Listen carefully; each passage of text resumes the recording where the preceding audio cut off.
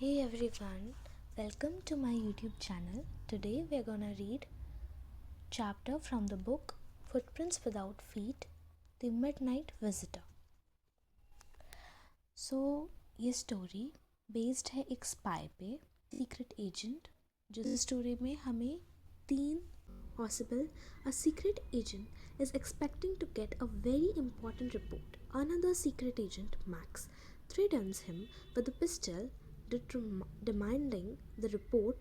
Does Ausable outwit him? तो ऑसिबल एक secret agent है.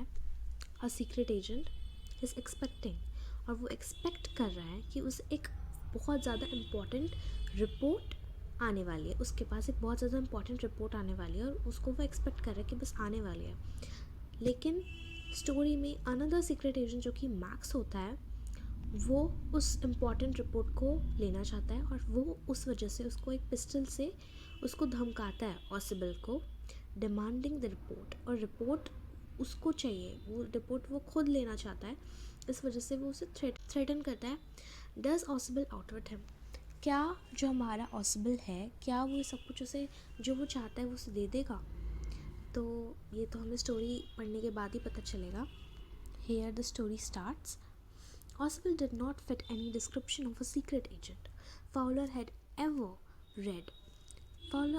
Following him down the musty corridor of the gloomy French hotel. तो यहाँ पे लिखा हुआ है कि ऑसिबल कोई भी डिस्क्रिप्शन जो एक सीक्रेट एजेंट का होता है ना, जैसे अगर हम खुद एक स्पाई को अपने माइंड में विजुलाइज करें, इमेजिन करें, तो हमें उसके पास एक पिस्टल दिखेगी, उसके पास काफ़ी सारे सीक्रेट टाइप ऑफ थिंग्स होंगी. हम मूवीज़ में भी जब स्पाई को देखते हैं तो काफ़ी ज़्यादा एक बहुत ज़्यादा रोमांटिक एडवेंचर से, बहुत ज़्यादा इमेजिनेटिव एडवेंचर से भरा हुआ देखते हैं. और बट जो ऑसिबल था वो बिल्कुल भी एक जो डिस्क्रिप्शन होता है सीक्रेट एजेंट का, स्पाई का, जो हमें लगता है वो बिल्कुल भी फिट नहीं करता, उसके आसपास भी नहीं पहुंचता. अब आप यहाँ पिक्चर में देख सकते हैं, हेयर यू कैन सी, वो कोई भी डिस्क्रिप्शन जो हम अपने माइंड में इमेजिन करते हैं एक सीक्रेट एजेंट का, वो तो फिट नहीं कर रहा. तो वही चीज़ यहाँ पे बोली जा रही है. फाउलर हैड एवर रेड, और फाउलर क्योंकि एक राइटर था और उसने काफ़ी स्पाइस के बारे में पढ़ा भी होगा, मूवीज़ भी देखी होंगी, बट जो फाउलर है उसको कभी भी ऐसा वो सीक्रेट एजेंट था जो फाउलर ने कभी देखा ही नहीं था as a secret agent. Following him down the musty corridor of the gloomy French hotel. तो यहाँ पे वो एक फ्रेंच होटल में ऑसिबल अभी रुका हुआ है. तो वहाँ फ्रेंच होटल में ही जो फाउलर होता है वो ऑसिबल से मिलने जाता है. तो वो दोनों कॉरिडोर से होते हुए ऑसिबल के रूम में जा रहे थे दोनों. तो वो ऑसिबल को फॉलो करता करता हमारा फाउलर उसके पीछे पीछे जा रहा था down the musty corridor. Musty corridor का मतलब है यहाँ पे मस्टी, जो कि काफ़ी ज़्यादा डार्क होता है, या बहुत ज़्यादा, मतलब जैसे हम बोलते हैं ना, अ डार्क और पुअर लिट, मतलब ज़्यादा उसके अच्छे लाइटिंग नहीं हो रखी होती, ऐसा कॉरिडोर. और जो काफ़ी ज़्यादा फ्राइटनिंग अपीयर हो रहा है, काफ़ी ज़्यादा डरावना दिख रहा है, ऐसा वो कॉरिडोर है. ऐसा यहाँ पे डिस्क्रिप्शन दिया जा रहा है कि वो कॉरिडोर काफ़ी ज़्यादा मस्ती है, काफ़ी ज़्यादा डरावना है, लाइटिंग भी अच्छे से नहीं हो रखी है. Of the gloomy French hotel, gloomy मतलब काफ़ी ज़्यादा डार्क, लाइटिंग्स कहीं पे भी अच्छी नहीं है. वो एक अजीब सा फ्रेंच होटल है जिसमें वो काफ़ी ज़्यादा डरावना सा कॉरिडोर है जिसमें वो जा रहे हैं.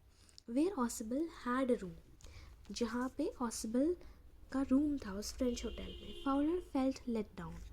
It was a small room on the sixth and top floor and scarcely a setting for a romantic adventure. Fowler को थोड़ा सा बुरा लगता है बिकॉज जो वो अपने मन में आस लेके आया था, वो सारी आस, वो सारी चीज़ें जो अपने मन में सोच के आया होगा कि ऐसा होता होगा, वैसा होता होगा, ऐसा होगा, वैसा होगा, बट उसको तो बिल्कुल जो उसने सोचा था ना उसका बिल्कुल भी 1% भी नहीं हुआ, तो उसे थोड़ा सा बुरा लगता है. इट वॉज वो क्योंकि एक, और रूम में भी हम सोचते हैं कि काफ़ी ज़्यादा इमेजिनेटिव, काफ़ी ज़्यादा एडवेंचरस, काफ़ी ज़्यादा अम्यूजिंग रूम होगा. मतलब हम अपने माइंड में सोचते हैं कि एक स्पाई का रूम काफ़ी सारी ऐसी चीज़ों से भरा हुआ होगा जो जो फाइट्स में उसकी हेल्प करती होंगी, जो उसकी स्पाइंग में हेल्प करती होंगी, मतलब होता है ना एक, बट ऐसा कुछ था नहीं। वो एक छोटा सा रूम था सिक्स फ्लोर पे, जो कि टॉप फ्लोर था उस होटल का। और स्कार्सली मतलब कोई भी सेटिंग नहीं थी उसके अंदर रोमांटिक एडवेंचर की। यहाँ पे रोमांटिक एडवेंचर का मतलब है काफ़ी ज़्यादा इमेजिनेटिव फैसिनेटिंग एडवेंचर। कि कोई भी सेटिंग नहीं थी उस रूम में, वो काफ़ी ज़्यादा कॉमन सा यूजुअल सा रूम था। ऑसिबल was for one thing fat. यहाँ पे ऑसिबल का डिस्क्रिप्शन हमें देखने को मिल रहा है कि ऑसिबल एक चीज़ थी कि उसमें वो बहुत ज़्यादा मोटा था, बहुत ज़्यादा, वेरी फैट, वो बहुत ज़्यादा मोटा था। And then there was his accent, और उसका एक एक्सेंट था। जो दो चीज़ें सबसे ज़्यादा, अगर हम ऑसिबल को देखें, जब हम देखें तो हमें सबसे ज़्यादा नोटिसेबल लगेंगी, वो एक चीज़ थी, वो बहुत ज़्यादा मोटा था, और दूसरी चीज़ कि उसका जो एक्सेंट था वो काफ़ी अलग था। दो he spoke French and German passively, वो फ्रेंच और जर्मन टॉलरेबली वेल, मतलब इतना वो बोल लेता था कि हम उसको समझ पाएँ। मतलब ऐसा होता था कि हाँ ठीक है, टॉलरेट कर सकते हैं हम। ऐसा नहीं कि वो फ्रेंच और जर्मन बहुत अच्छे से बोलता था, नहीं, फ्रेंच और जर्मन मतलब टॉलरेबली वेल, ठीक ठाक कह सकते हैं, इतना वो बोलता था।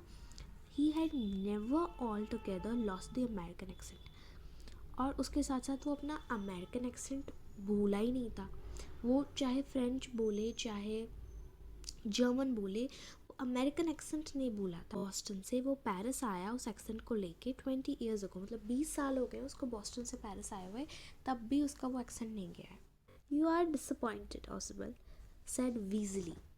तो यहाँ पे ऑसिबल बोलता है कि तुम डिसअपॉइंटेड हो। ऑफ कोर्स उसे पता चले गया होगा, क्योंकि जो भी इंसान ऑसिबल से मिलता होगा वो यही डिसअपॉइंट ही होता होगा, क्योंकि उसकी जो दिमाग में वो सोच लेके आया था उस पर तो वो बिल्कुल खरा उतरता ही नहीं है। तो ऑसिबल खुद बोलता है कि तुम डिसअपॉइंटेड हो। वीजली ओवर हिज शोल्डर, तो ऑफकोर्स वो 6th फ्लोर तक चढ़ के आ रहे हैं तो थोड़ा सा थक गए होंगे। वीजली का यहाँ पे मतलब है कि बात करना, एक हिसिंग साउंड, एक काफ़ी ज़्यादा हैविली बात करना।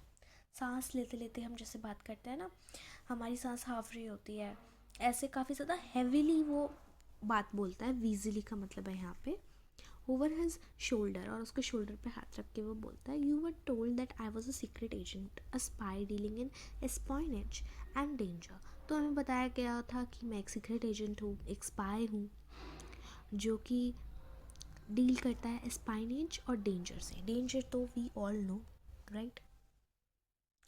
तुम्हें ऐसा लगता है कि तुम्हें ऐसा बताया गया कि मैं एक ऐसा सीक्रेट एजेंट हूँ जो काफ़ी डेंजर झेलता हूँ, काफ़ी सारी चीज़ें। और स्पाइनेज, यहाँ पे स्पाइनेज का मतलब है स्पाइंग। तो तुम्हें लगता होगा कि मैं स्पाइंग से डील करता हूँ, मैं काफ़ी ज़्यादा डेंजर डील करता हूँ, कभी फाइट्स डील करता हूँ, बट ऐसा कुछ नहीं है। तुमने ऐसा इमेजिन किया होगा। You wished to meet me because you are a writer, तुम्हारा मन था, तुम चाहते थे मुझसे मीट करना क्योंकि तुम एक राइटर हो, एक यंग और रोमांटिक राइटर हो। यंग और रोमांटिक राइटर का मतलब है यहाँ पे कि तुम यंग तो हो ही, और उसके साथ रोमांटिक मतलब काफ़ी ज़्यादा एडवेंचरस राइटर हो। तुम्हारी जो स्टोरीज होती होंगी वो काफ़ी ज़्यादा एडवेंचर से भरी हुई होती होंगी, तुम एक एडवेंचरस स्टोरीज़ के राइटर हो, वो ऐसा बोल रहा है। You envisioned mysterious figures in the night, तुमने एनविजन मतलब विजुलाइज किया है अपने दिमाग में मिस्टीरियस फिगर्स को। नाइट में मिस्टीरियस फिगर्स दिख रही हैं, क्रैक ऑफ पिस्टल्स चल रही हैं, उनकी पिस्टल्स की आवाज़ें जो होती है ना, एक गोली चलने की आवाज़, वो तुमने इमेजिन की। इन द वाइन में ड्रग्स, ये सब कुछ तुमने, ये सारी चीज़ें काफ़ी ज़्यादा मिस्टीरियस, काफ़ी ज़्यादा एडवेंचरस, काफ़ी ज़्यादा मज़ेदार चीज़ें तुमने इन्विजन किया होगा, विजुलाइज किया होगा। इंस्टेड, लेकिन तुमने एक एक डल इवनिंग स्पेंड करी है एक फ्रेंच म्यूज़िक हॉल में with a sloppy flat man. वो मे बी पहले म्यूज़िक हॉल में बैठे होंगे या अभी बैठे होंगे। काफ़ी ज़्यादा डल इवनिंग तुमने स्पेंड की है एक फ्रेंच म्यूज़िक हॉल में एक स्लॉपी फ्लैट मैन का मतलब है काफ़ी ज़्यादा केयरलेसली ड्रेस्ड फैट मैन, मतलब जो उसकी ड्रेसिंग सेंस है वो भी कोई स्पाई से मैच नहीं करता है। वो यहाँ पे ये भी आपको एक पॉइंट मिलता है कि वो काफ़ी ज़्यादा स्लॉपी था, carelessly instead of having messages slipped into his hand by dark eyed beauties, instead gets only a prosaic telephone call. तो यहाँ पे वो बोल नहीं करते कि एक स्पाई है, ठीक है, उसको काफ़ी सुंदर सुंदर लड़कियाँ, ऐसे मूवीज़ में भी हम देखते हैं कि काफ़ी सुंदर सुंदर लड़की हीरोइन आ रही है वहाँ से, उससे बात कर रही है और उससे उसको मैसेज देती है, कोई ना कोई मैसेज देती है। तो ये सारी चीज़ें ऐसे तुमने इमेजिन करी होगी कि मुझे मैसेजेस एक सुंदर सुंदर ब्यूटीज़ आके दे रही हैं, लेकिन उसे जो ऑसिबल है उसे सिर्फ एक प्रोजेक टेलीफोन कॉल ही आती है। प्रोजेक टेलीफोन कॉल मतलब यहाँ पे नीरस सी, मतलब काफ़ी एवरेज कॉमन जैसे कॉल होती है ना, एक नॉर्मल कॉल की तरह आते हैं मैसेजेस, अगर आते भी हैं, और वो भी सिर्फ एक अपॉइंटमेंट होता है उसके खुद के रूम में कि हाँ भाई तुम्हारा अपॉइंटमेंट है, अब इससे बात करनी है, अब उससे बात करनी है। तो ऐसा बिल्कुल भी नहीं होता जैसा हम मूवीज़ में देख रहे हैं, ऐसा बिल्कुल भी उसके साथ नहीं था। यू हैव बीन बोर्ड, और तुम तो बहुत ज़्यादा बोर हो गए होंगे। ऑफ कोर्स इतना सब कुछ उसने खुद इमेजिन किया होगा, और ऐसा कुछ भी नहीं हुआ तो वो बोर तो होना ही है, right. The fat man chuckled to himself as he unlocked the door of his room and stood aside to let his frustrated guest enter। तो वो खुद बोल रहे हैं कि जो उसका frustrated guest था मैक्स, ऑफ कोर्स वो फ्रस्ट्रेट तो हो ही गया होगा इतना सब कुछ अजीब अजीब चीज़ें देख के। हमने कुछ सोच के कहीं गए होते हैं और वैसा कुछ भी नहीं होता तो हमें कितना फ्रस्ट्रेट हो जाता है, कितना गुस्सा आता है, तो वही चीज़ उसके साथ हो रही है। The fat man chuckled to himself, यहाँ पे चकल्ड का मतलब है अपने ही अपने में, वो स्माइल करते हुए बोलता है, हंस के बोलता है ये बात कि तुम तो बोर ही हो गए होंगे हंस के, एक अपने ही अपने में वो उसने एक गिगल किया, एक स्माइल से किया। टू हिमसेल्फ, जब उसने डोर अनलॉक किया उसके रूम का और एकदम से वो साइड हो गया कि अपने फ्रस्ट्रेटेड गेस्ट को वो अंदर आने दे, उसको जगह दी। यू आर डिसइल्यूजन्ड, और तुम डिसइल्यूजन्ड हो, अभी काफ़ी मायूस हो, काफ़ी निराश हो इस वक्त, वो ऐसा बोल रहा है, काफ़ी ज़्यादा डिसअपॉइंटेड हो इस वक्त। ऑसिबल उसको बोलता है फाउलर को, but take chair my young friend, presently you will see a paper, a quite important paper. But take chair my young friend, तो यहाँ पे भी बोल रहा है कि उदास मत हो, थोड़ा सा एक होता है ना, एक चेयर्स, एक तुम चेयर करो, तुम अब खुश हो जाओ क्योंकि तुम्हें एक पेपर देखने को मिलेगा, एक बहुत ज़्यादा इम्पॉर्टेंट पेपर देखने को मिलेगा, फॉर विच, जिसके पीछे काफ़ी सारे लोग, काफ़ी ज़्यादा मैन और काफ़ी ज़्यादा वुमेन, सब अपनी लाइव्स उन्होंने रिस्क करी हैं उस पर, मतलब उस एक इम्पॉर्टेंट पेपर को पाने के लिए लोगों ने अपनी जान जोखिम पर डाली है।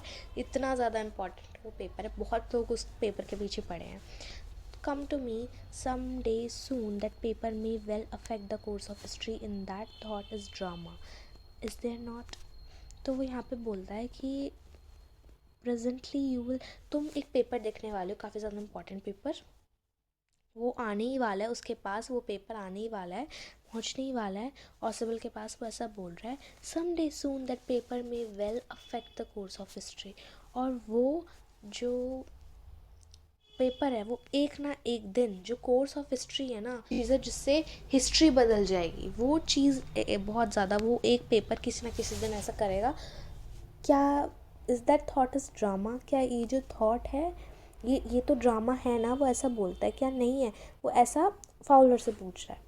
As he spoke Ausable close the door behind him, और जैसे ही उसने बोली ये बात, उसके बाद उसने ऑसिबल ने डोर बंद कर दिया, और उसके बाद उसने लाइट ऑन करी। अभी तक उसने लाइट ऑन नहीं कर रखी थी, अभी वो ऐसे ही बात कर रहे थे, और अभी क्योंकि बाहर से भी रोशनी आ रही होती उनके कॉरिडोर से जो इतना पुअर लिट था, तो उसने लाइट ऑन नहीं करी थी, अभी वो ऐसे ही बात कर रहे थे, और जैसे उसने लाइट ऑन करी, as the light came on, Fowler had his first authentic thrill of the day, और एकदम से फाउलर को उसका फर्स्ट ऑथेंटिक, बिल्कुल रियल, मतलब ऐसा नहीं भाई नकली वकली या ये सब कुछ भी बस ऐवी चला जाएगा, कोई थ्रिल नहीं होगा, बिल्कुल ऑथेंटिक थ्रिल उसको उसके दिन का मिलता है ऑसिबल को। जैसे ही डोर बंद होता है तो ऑसिबल ने जैसे ही डोर बंद किया है, फाउलर को उसका पहला ऑथेंटिक थ्रिल मिलता है डे का, पहला एक एडवेंचर मिलता है डे का जो उसने इमेजिन किया था। For half a way across the room, a small automatic pistol in his hand stood a man, तो एक मैन खड़ा हुआ था, जैसे आप पिक्चर में देख सकते हैं, उसने देखिए यहाँ पे लाइट जैसे ही उसने स्विच ऑन करी तो यहाँ पे एक मैन खड़ा हुआ था ऑटोमेटिक पिस्टल लेके अपने हाथ में। एक छोटी सी ऑटोमेटिक पिस्टल थी उसके हाथ में, half way cross the room. आधा, हाफ वे का मतलब है equal distant between two the other things, like इधर विंडो है इधर डोर है, उसके बीच में बस एक इंसान खड़ा हुआ था पिस्टल लेके उसके हाथ में।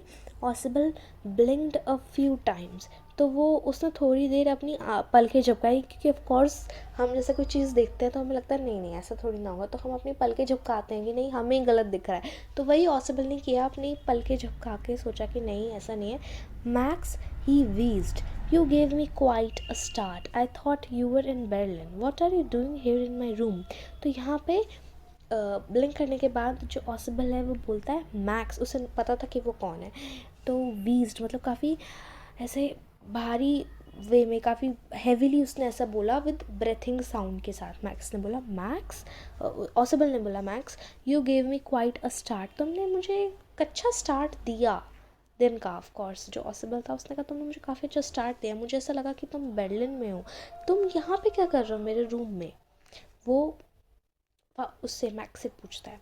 मैक्स वॉज, और यहाँ पे मैक्स का आपको डिस्क्रिप्शन मिल रहा है। Max was slender, a little less than tall, with features that suggested slightly the crafty pointed countenances of a fox that was about him. Aside from the gun, nothing specially menacing. तो max था, जो max का यहाँ पे description देखने को मिल रहा है कि मैक्स स्लेंडर था। यहाँ पे स्लेंडर का मतलब है थिन था, काफ़ी पतला था। मैक्स काफ़ी ज़्यादा पतला था। A little less than tall, और ऐसा नहीं कह सकते वो बहुत लंबा था, लंबे से थोड़ा कम कह सकते हैं, ठीक ठाक हाइट थी उसकी। With features that suggested slightly the crafty, और उसके फीचर्स ऐसे थे जिससे ऐसा लग रहा था वो काफ़ी ज़्यादा क्राफ्टी है। क्राफ्टी मतलब काफ़ी ज़्यादा चालाक है, समझदार, जैसे कहते हैं ना काफ़ी चतुर है, वो काफ़ी ज़्यादा चतुर है, क्लेवर है। पॉइंटेड काउंटेनेंसेस ऑफ अ फॉक्स, यहाँ पे कि जो एक्सप्रेशंस थे वो बिल्कुल ऐसे थे एक फॉक्स की तरह, उसके फेस पे पूरे एक फॉक्स की तरह के एक्सप्रेशंस आ रखे थे। जो एक फॉक्स होती है ना, चालाक लोमड़ी चालाक लोमड़ी वाले उसके एक्सप्रेशंस थे फेस पे। और मैनेकिंग का मतलब है यहाँ पे मर्मर्ड, जैसे हम धीरे से बोलते हैं ना, धीरे धीरे वो बोल रहा है कि नथिंग स्पेशली, मतलब कुछ ख़ास वजह से नहीं। जो रिपोर्ट है उसने मर्मर करा कि रिपोर्ट की वजह से, उसने पूछा ना what are you doing here in my room, तो वो बोल रहे रिपोर्ट, जो रिपोर्ट थी उसे रिपोर्ट मांग रहा है। The report that is being brought to you tonight concerning some new missiles. फिर उसने बोलता है वो रिपोर्ट जो तुम्हें आज रात मिलने वाली है, कंसर्निंग सम न्यू मिसाइल्स के बारे में, जानकारी के बारे में। न्यू मिसाइल्स, आई थॉट, मैंने सोचा कि मैं तुमसे वो ले लूँगा, वो मेरे हैंड्स में ज़्यादा सेफ़ रहेगा दैन इन योर्स, तुम्हारे हाथों में वो सेफ़ नहीं रहेगा उतना जितना मेरे हाथों में रहेगा। Ausable moved to an armchair, Ausable एक आर्म चेयर की तरफ जाता है और वहाँ पे आराम से बैठ जाता है। I am going to raise the devil with the management this time. अब इस बार वो बोलता है कि इस बार जो मैनेजमेंट है, hotel management, I am going to raise the devil with the, मतलब कि उनकी कंप्लेंट करने वालों जो मिस्टेक्स उन्होंने किए हैं इस बार, उनको इस बार बहुत स्ट्रिक्ट एक्शन लेने वाला हूँ। You can bat on it, और तुम इसमें मेरे साथ शर्त लगा सकते हो, अब मैं इस बार उन्हें नहीं छोड़ूंगा। Like that he said grimly, this is the second time in a month. Grimly मतलब है सीरियस, काफ़ी सीरियस वे में, काफ़ी डिप्रेसिंग वे में वो बोलता है। This is the second time in a month that somebody has got into my room through that nuisance of a balcony. ये सेकेंड टाइम हो रहा है एक महीने में दूसरी बार ही हो रहा है कि कोई मेरे रूम में एक उस बालकनी से जा रहा है। न्यूसेंस का मतलब है यहाँ पे वो कर्स टाइप कर रहा है बालकनी की वजह से ये सब मेरे रूम में एंटर कर जाते हैं। Fowler's eyes went to the single window of the room, जो फाउलर है उसकी आंखें जो सिंगल विंडो होती हैं रूम में, कि एक विंडो ही होती है, कोई बालकनी नहीं होती है, उसकी तरफ जाती है। It was an ordinary window, वो एक ऑर्डिनरी विंडो होता है। Against which now the night was pressing blackly, और जिससे नाइट मतलब इतना दिख रहा है कि हाँ अंधेरा हो रखा है, बाकी बाहर बहुत ज़्यादा। बालकनी, मैक्स बोलता है विद अ राइजिंग इन्फ्लेक्शन का मतलब है काफ़ी ब्रीफली वो बोलता है कि balcony, no, a pass key. I did not know about the balcony. It might have saved me some trouble had I known. तो इट्स नॉट माई बालकनी, नहीं एक पास की, मुझे बालकनी के बारे में नहीं पता था कुछ भी, मैं तो पास की मदद से तुम्हारे कमरे में आया हूँ. It might have saved me some trouble had I know, मेरा जो ट्रबल मुझे थोड़ा सा हुआ है, थोड़ी परेशानी जो मुझे झेलनी पड़ी है, उससे मैं बच जाता अगर मुझे पता होता कि यहाँ पे कोई बालकनी भी है. तो ऑसिबल बोलता है कि वो मेरी बालकनी नहीं है. ऑसिबल काफ़ी ज़्यादा इरिटेशन के साथ ये बोलता है. It belongs to the next apartment, वो नेक्स्ट अपार्टमेंट से बिलोंग करती है वो balcony. He glanced explanatorily at Fowler, वो एक लुक देता है फाउलर को. You see he said this room is use to be, देखो तुम फाउलर, मतलब यू सी तुम देखो, पहले ये रूम एक पार्ट होता था, एक लार्ज यूनिट का, एक बड़े कमरे का पार्ट होता था ये रूम, जो नेक्स्ट रूम है उसका पार्ट होता था. Through that door there use to be the living room. It had the balcony which extends under my window now. यहाँ पे वो जो जिस रूम में वो अभी हैं उस रूम में एक डोर वो दिखा रहा है और बोल रहा है कि इस डोर के पास, इस डोर से अगर हम जाएंगे तो वहाँ पे आपको एक लिविंग रूम दिखेगा. उस लिविंग रूम में बालकनी होती थी और वो उसके विंडो के नीचे आती है. जो बालकनी दूसरे रूम की थी, वो ऐसे बोल रहा है कि जो बालकनी दूसरे रूम की थी वो उसके विंडो के नीचे अब एक्सटेंड होती है. तो विंडो से नीचे बालकनी है और बालकनी से ऊपर विंडो है, तो कोई भी इंसान बालकनी पर चढ़ के विंडो तक पहुंच सकता है और विंडो से कमरे में आ सकता है. वो ऐसे समझा रहा है उसको. You can get on to it from the empty room 2 doors down. 2 doors down, एक नीचे एक खाली रूम है, खाली रूम से आप उस एक नीचे खाली रूम है, उस खाली रूम से तुम बालकनी पे चढ़ सकते हो. वो ऐसे समझा रहा है मैक्स को कि नीचे 2 doors डाउन, 2 फ्लोर नीचे एक रूम है, खाली रूम, जिससे कोई भी उस बालकनी पे चढ़ सकता है और बालकनी से उसके रूम में आ सकता है. And somebody did last month, और ऐसे ही किसी ने लास्ट मंथ पिछले महीने ऐसे सेम चीज़ की थी. The management promised to block it off but they haven't. Management ने मुझसे प्रॉमिस किया था कि वो उस डोर को, जो वो एम्प्टी रूम है जिससे सब लोग बालकनी तक आ रहे हैं, वो इस चीज़ को ब्लॉक करेंगे. मैनेजमेंट ने प्रॉमिस किया था, ये प्रॉब्लम फिर से नहीं होगी, बट उन्होंने ऐसा कुछ नहीं किया. Max glanced at Fowler, who was standing stiffly not far from Ausable, and waved the gun with a commanding gesture. Please sit down, he said. We have a wait of half an hour, I think. 31 minutes. Okay, तो Ausable तो already arm chair पे बैठ चुका होता है, लेकिन जो max होता है ना, वो ये सब कुछ देख के बिल्कुल, क्योंकि इतना ज़्यादा ये सारी चीज़ें काफ़ी ज़्यादा थ्रिलिंग होती जा रही थी, काफ़ी ज़्यादा एडवेंचरस होती जा रही थी, तो वो ये सब कुछ देख के उनकी बातें सुनने में इतना शौक हो गया था, इतना वो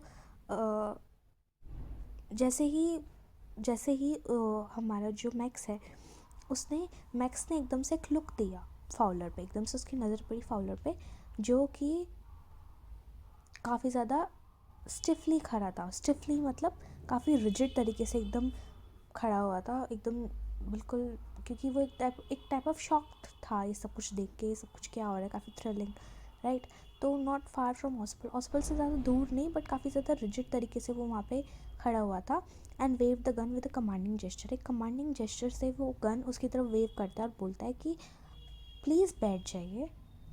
उसने बोला, मैक्स ने, और बोला कि हमारे पास एटलीस्ट हाफ एन आवर का तो वेट है ही, अभी हाफ एन आवर तो लगेंगे ही वो रिपोर्ट आने के लिए, तो अभी हमारे पास है, अभी हम वेट करेंगे, आप तब तक बैठ जाइए.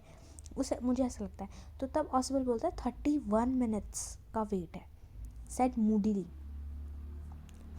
काफ़ी मूडली वे में उसने बोला कि हाँ 31 मिनट्स है.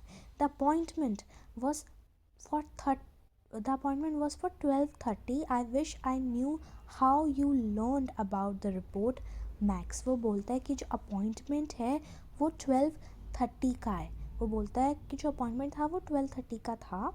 आई विश, मतलब रात के 12:30 का अपॉइंटमेंट था, और मैं विश करता हूँ कि काश मुझे पता होता कि कैसे तुम्हें उस रिपोर्ट के बारे में पता चला, मैक्स. तो द लिटिल स्पाई स्माइल्ड एविली, और जो मैक्स है वो काफ़ी एविली स्माइल करता है, काफ़ी एकदम होता है ना, एक एविल की तरह वो स्माइल करता है, और काफ़ी एक एविल की तरह वो स्माइल करता है और बोलता है, and we wish we knew how your people got the report. और हम विश करते हैं कि जितने भी स्पाइस और उनके बेसिस पे बोल रहे कि हम विश करते हैं कि काश हमें पता होता कि कैसे तुम्हारे लोगों तक वो रिपोर्ट पहुंच गई, but no harm has been done. लेकिन अभी भी कुछ बुरा नहीं हुआ है। I will get back tonight, I will get it back tonight, मैं वो रिपोर्ट को आज रात ही वापस ले लूँगा। What is that, who is at the door. तो कोई डोर पे आया हुआ होता है तो सब वो पूछता है कि वो क्या था। एक किसी ने मे बी डोर नॉक करा होता है, तो तब वो बोलता है कि डोर पे कौन है। Max, Fowler jumped at the sudden knocking at the door. जो फाउलर है वो एकदम से चौंक सा जाता है, एकदम से सडन नॉकिंग जो लग जाती है ना डोर पे। ऑसिबल जस्ट स्माइल्ड, ऑसिबल एकदम से स्माइल करता है और वो बोलता है that will be the police, वो पुलिस होगी जो नॉक कर रही है। I thought that such an important paper as the one we are waiting for should have a little extra protection. वो बोलता है कि मैंने ऐसा सोचा था कि जो इतना ज़्यादा इम्पॉर्टेंट पेपर है as the one we are waiting, जिसका हम सब वेट कर रहे हैं, for should have a little extra protection, उसको थोड़ी तो एक्स्ट्रा प्रोटेक्शन मिलनी चाहिए। I told them to check on me to make sure everything was all right. मैंने उन्हें बोला था कि वो मेरे ऊपर एक चेक ऑन मी, मतलब यहाँ पे कि वो मेरे ऊपर नज़र रखें, कि मेक श्योर करने के लिए कि सब कुछ ऑल राइट तो है, सब कुछ ठीक ठाक तो है, तो मेरे ऊपर एक नज़र रखें। मैंने पुलिस को इसलिए बुलाया था। मैं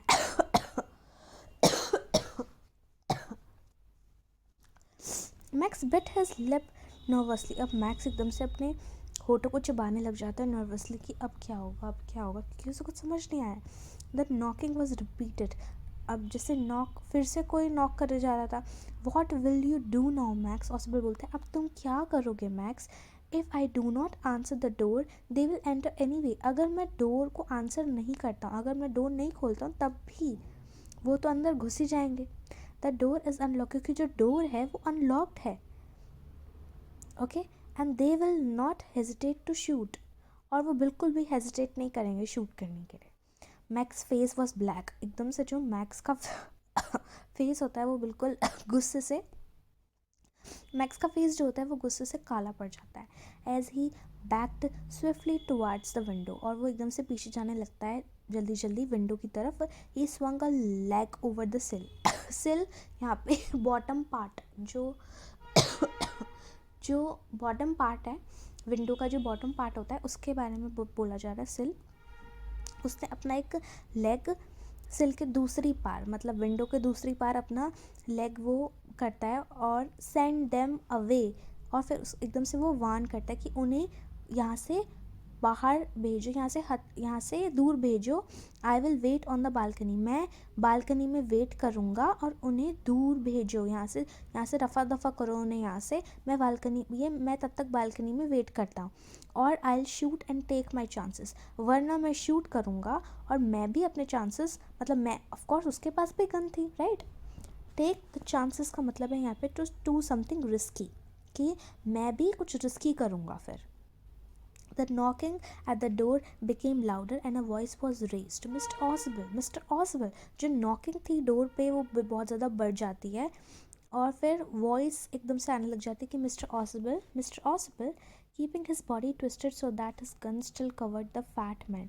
तो वो ऐसे कुछ वहाँ पे बैठा हुआ था और वो अपनी बॉडी को तब भी ट्विस्ट करके रखता है ताकि वो जो गन है वो अभी भी उस फैट मैन की तरफ ही पॉइंट करे, एंड हिज गेस्ट, और उसकी गेस्ट की तरफ। The man at the window grasped the frame with his free hand to support himself. जो मैन जो विंडो पे था उसने जो फ्रेम होता है विंडो का वो पकड़ लिया होता है अपने फ्री हैंड से, जिससे वो अपने आप को सपोर्ट कर सके। वो कुछ तो पकड़ेगा ना उसे, मतलब गिरने के भी तो चांसेस है, इसलिए वो कुछ उसने विंडो का फ्रेम पकड़ रखा था। Then he swung his other leg up and over the window sill. वो अपने दूसरे पैर को विंडो सिल के ऊपर खुलाता, जैसे आप यहाँ पे देख सकते हैं, राइट। सेम दिस पोजिशन यहाँ पे मेंशन करी जा रही है। द डोर नॉब टर्न, एकदम से जो डोर नॉब है ना वो टर्न होता है, door knob, right. Swiftly, Max pushed with his left hand to free himself from the sill and drop to the balcony. Swiftly जो Max है वो अपने लेफ्ट हैंड से पुश करता है अपने आप को फ्री करने के लिए फ्रॉम द सिल से उठने के लिए वो एकदम से अपने लेफ्ट हैंड से पुश करता है और बालकनी की तरफ ड्रॉप करता है, बालकनी की तरफ नीचे चला जाता है. And then as he drop, और जैसे ही वो नीचे कूदता है बालकनी की तरफ, ही स्क्रीम्ड, और फिर वो एकदम से चिल्लाता है. श्रीली मतलब काफ़ी ज़्यादा पिची आवाज़ में, काफ़ी हाई पिच आवाज़ में वो बोलता है, काफ़ी चिल्लाते हुए मतलब इतनी श्रीली आवाज़ जो होती है ना, एक चिल्लाने वाली, काफ़ी ज़्यादा इरिटेटिंग मतलब कभी कभार हो जाती है, काफ़ी हाई पिच वॉइस में वो चिल्लाता है. The door open and a waiter stood there with a tray. एकदम से डोर खुलता है और जो एक वेटर होता है वो वहाँ पे खड़ा हुआ होता है ट्रे के साथ और एक बोतल के साथ, विद 2 ग्लासेस. एक ट्रे और उसके ऊपर अंदर बोतल थी और 2 ग्लासेस थे. एक वेटर होता है डोर पे, right. Here is the drink you ordered for when you returned. और तब हेनरी बोलता है, क्योंकि वहाँ पे हेनरी यहाँ पे वो है जो, तब वो जो वेटर होता है उस वेटर का नाम है हेनरी यहाँ पे. Here is the drink you ordered for when you returned. ये वही ड्रिंक है जो आपने ऑर्डर करी थी और लाने को बोला था जब आप यहाँ पे रिटर्न हो जाए. He said and set the tray on the table. और ट्रे को टेबल पे ही छोड़ के deftly uncorked the bottle and left the room. और डेफ्टली, जल्दी से, काफ़ी स्ट्रॉन्ग वे में, काफ़ी क्विकली, शार्पली वो बोतल को अनकॉर्क करता है, बोतल को खोल देता है. एंड लेफ्ट द रूम, और रूम छोड़ के वहाँ से चला जाता है. White faced Fowler stared after him. और वाइट फेस्ड, बिल्कुल जो फाउलर होता है वो बिल्कुल सफ़ेद पड़ जाता है. जो फाउलर होता है वो उसकी तरफ घूरने लगता है ऑसिबल की तरफ. But he stammered the police. और एकदम से वो होता है ना, हल्काते हुए बोलता है, रुक के बोलता है, घबराहट में बोलता है कि बट द पुलिस. एकदम ऐसे वो बोलता है कि वो पुलिस जो आप बोल रहे थे. तो ऑसिबल बोलता है कोई पुलिस नहीं थी वहाँ पे, ओनली हेनरी, सिर्फ हेनरी था जो मैं एक्सपेक्ट करा था कि हेनरी ही होगा. But want that man out on the balcony. वो बोलता है कि वो मैन तो बालकनी पे होगा. फाउलर बोलने लगता है नहीं. ऑसिबल बोलता है नो, ही वॉन्ट रिटर्न. वो वापस नहीं आएगा.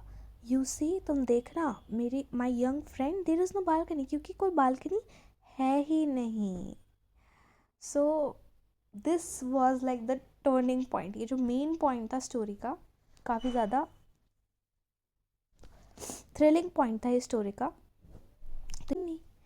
तो इसका मतलब उसने जो कहानी उसने बनाई वो सारी कहानी झूठी थी. वो सारी बात जो वो बोल रहा था वो सब कुछ झूठ था. और ये सब कुछ उसने मैक्स को ही चकमा देने के लिए, मैक्स को ही फंसाने के लिए उसने सब कुछ बोला था. जिसको हम ऑसिबल को हम सोच रहे थे ये क्या ही स्पाई होगा, ये काफ़ी बोरिंग सा स्पाई है. लेकिन उसने इतनी बड़ी चाल खेल दी कि अब वहाँ पे तो कोई बालकनी थी ही नहीं, राइट. और अब जो फाउलर है वो तो उसकी तो काफ़ी ज़्यादा हालत ख़राब होगी, या मे बी वो ज़िंदा भी होगा या नहीं, हमें नहीं पता. तो क्योंकि 6th फ्लोर पे था वो रूम, तो वही चीज़ है. This story was written by Robert Arthur and here you can see how Ausable, कैसे ऑसिबल ने अपनी चतुराई दिखाई, how Ausable showed his cleverness. तो this was the story. How आप मतलब इस स्टोरी से हमें ये भी पता चलता है कि हमें किसी भी स्पाई को उसके कपड़े के बेसिस पे, उसके रहने के बेसिस पे, रहने के ढंग पे कभी भी जज नहीं करना चाहिए. बिकॉज मेन जो चीज़ होती है वो उनकी चतुराई होती है, वो उनका दिमाग होता है, वो उनकी इंटेलिजेंस होती है. So here the story ends, the midnight visitor. Here at the glossary. So here the chapter ends. I hope you all liked this video. I hope you liked my explanation. Thank you so much.